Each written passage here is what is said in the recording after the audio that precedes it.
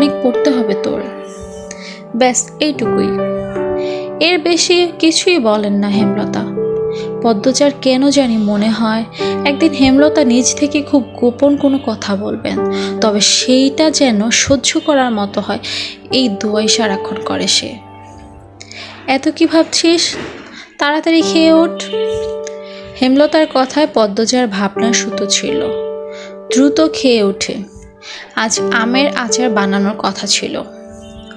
সন্ধ্যা কাটতেই বিদ্যুৎ চলে গেল।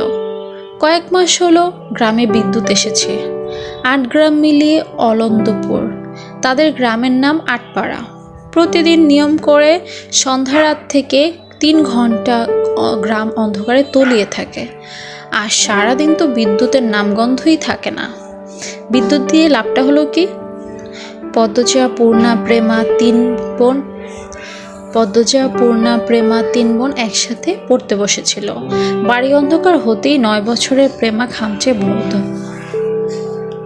9 বছরের প্রেমা বাড়ি অন্ধকার হতেই 9 বছরের প্রেমা খামচে ধরে পদ্মজার ওড়না।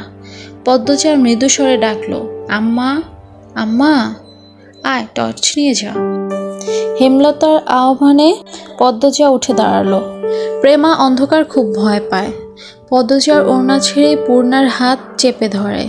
টর্চ নিয়ে রুমে ঢোকার মুহূর্তে পদ্মজা গেট খোলার আওয়াজ পেল। উকি দিয়ে হানিফকে দেখে সে দ্রুত রুমে ঢুকে পড়ল।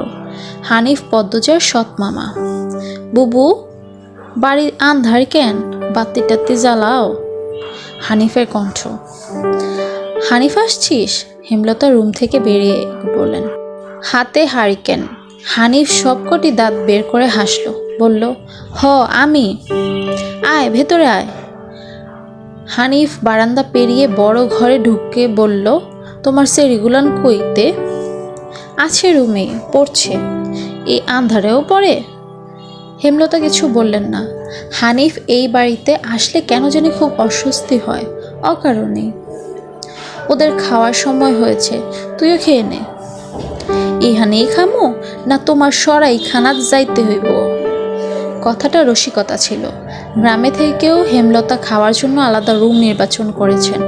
সেটা হানিফের কাছে রসিকতাই বটে। হেমলতার প্রশ্নের জবাব সোজাসাপটা না দিয়ে বললেন, খেতে চাইলে খেতে আয়। পদ্মজা কিছুতেই খেতে আসলো না। কেমন জড়সড় হয়ে আছে, মনে হচ্ছে হানিফকে ভয় পাচ্ছে বা অবহেলা করছে।